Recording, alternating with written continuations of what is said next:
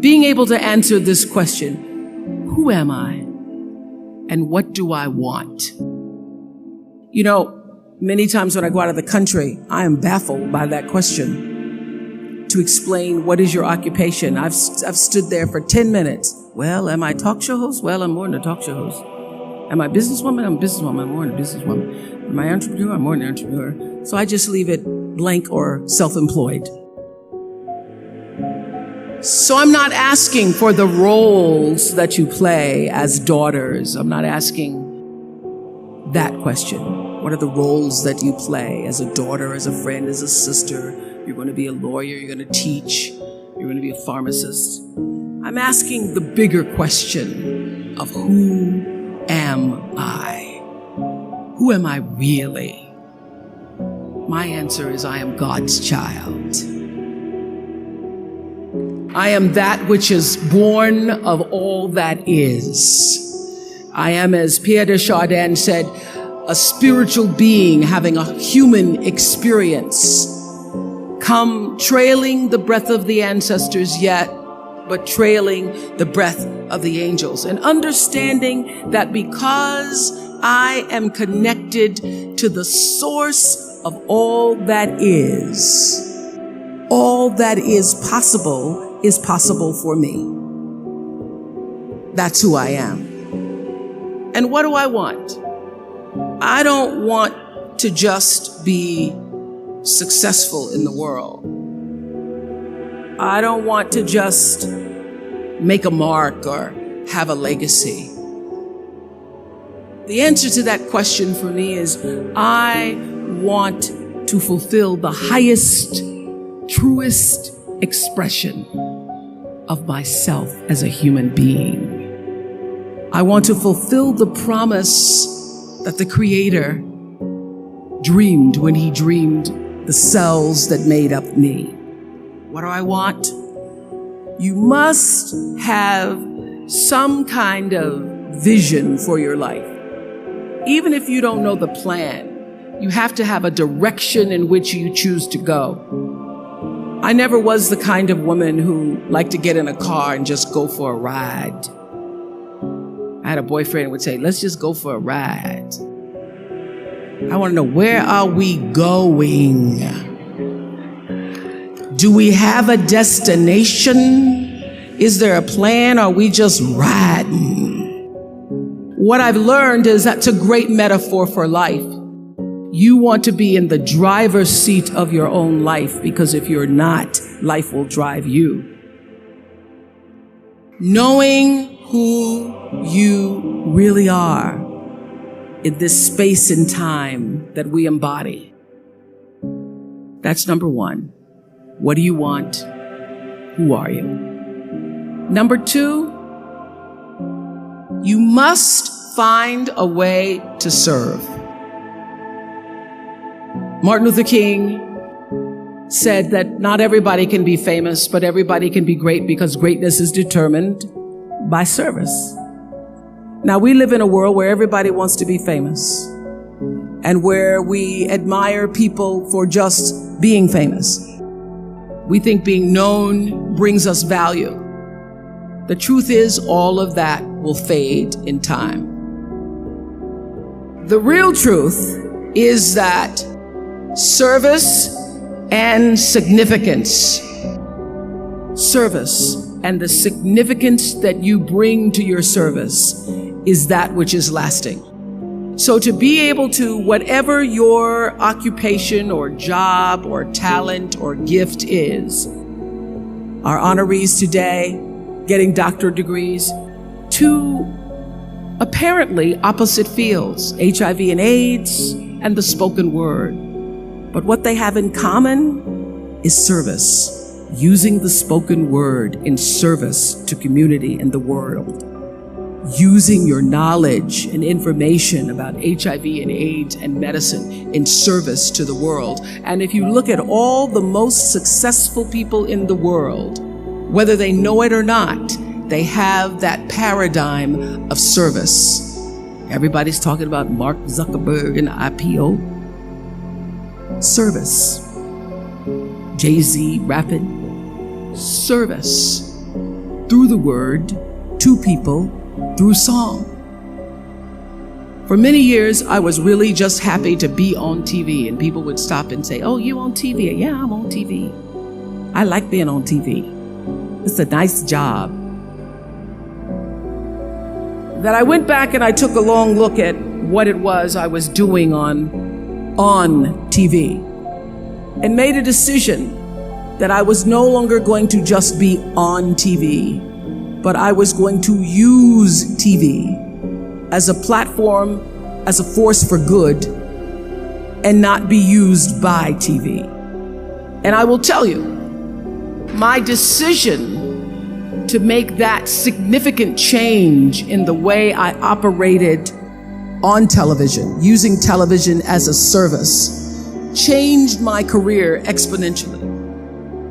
Service through medicine, service through art, using whatever it is you produce, your product, as a way of giving back to the world. When you shift the paradigm of whatever it is you choose to do to service, and you bring significance to that, success will, I promise you, follow you. Service and significance equals success.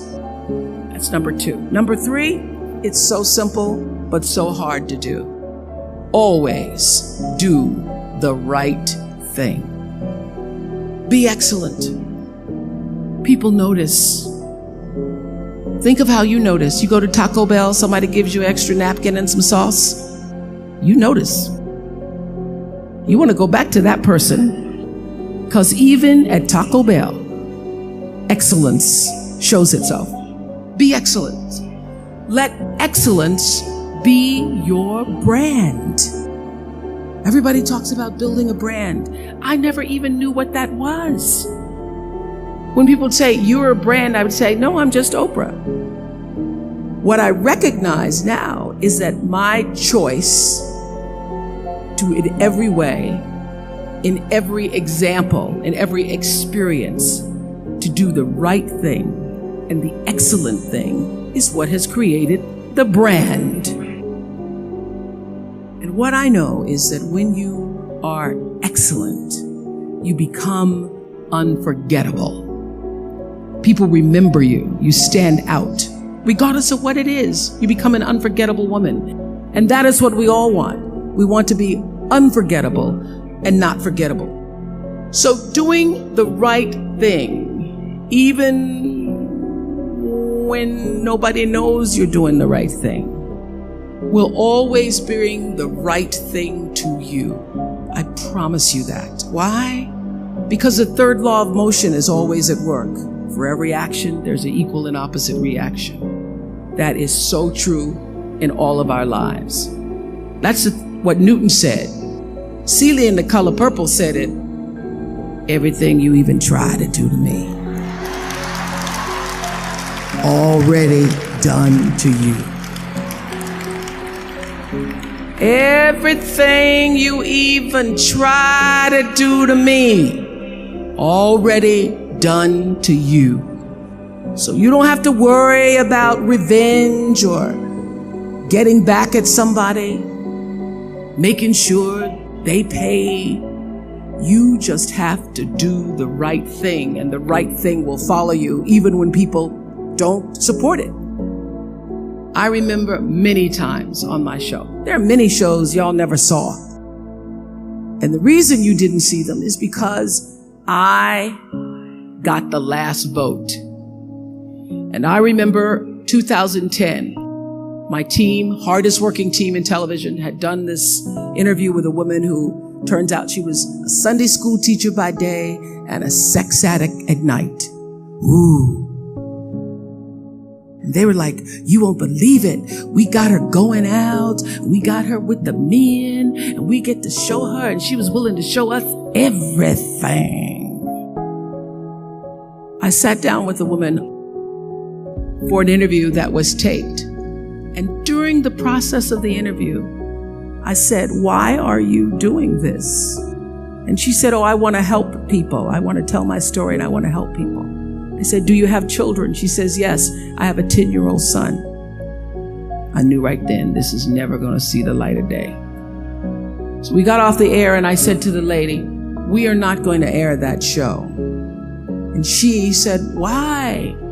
My producer said, why? She knew she was being filmed. She knew what she was saying. She knows what I said, because her son will never get over it. Her son will never get over it. And it's not worth a rating point to me. Not worth a rating point to me to know that there's a 10-year-old boy who's destroyed because his mother went on the Oprah Winfrey Show and told all her business. You do the right thing, even when other people think it may not be. And oftentimes, when you make a decision to do the right thing, immediately you're faced with doubt. Was that the right thing? Was that the right decision? I don't know. Was that the right thing? You always know it's the right thing, when in the end, there is peace. You are rewarded by peace in knowing that you did the right thing. The most important thing I have come to know in doing the right thing and making the right choices is understanding what we talked about yesterday. All of you leaving here have the potential for enormous success. There's a price that comes with that. People don't always like you, and they're not always happy for you. And if you surround yourself with people who are not accustomed to your success, they become fearful. They become scared because you are reflecting back something to them that they don't recognize.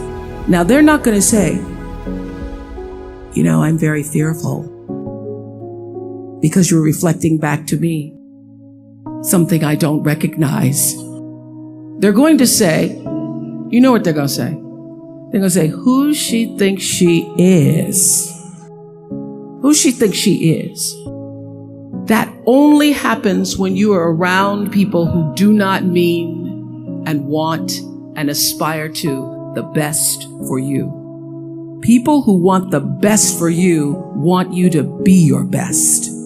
So my greatest advice to you is to surround yourself with people who are going to fill your cup until your cup runneth over. So when people say you're so full of yourself, you can say, yeah. Yes, I'm full. I'm so full, my cup runneth over. And to know that once your cup runneth over, you cannot spend your life with your gallon-size offerings, offering them to pint-sized people. You have got to surround yourself with gallon-sized people who can hang in the same company with you, so that you're not offering your gallons to those little pints out there who can't hold it anyway. Choice to Change the World. I love that song. I love hearing you all sing that song. And what I know for sure is that the biggest choices begin and end with you, your internal big questions. Who do I want to be in the world? My relationship to source energy, to all that is God. I'm not talking about what you believe in God. I'm talking about your experience of that which is all life, which is divine and universal. I'm talking about the big deal. Being connected and aligned with that. When you are tuned in and charged into that, whenever you feel empty, you go inside yourself and you connect to the source, and you know that all things are possible. To know that, and to choose to do the right thing in service and significance, I promise you, you will create a vessel of service for yourself first, because you have to honor yourself first. You have to give to yourself first. Otherwise, you have nothing to give away.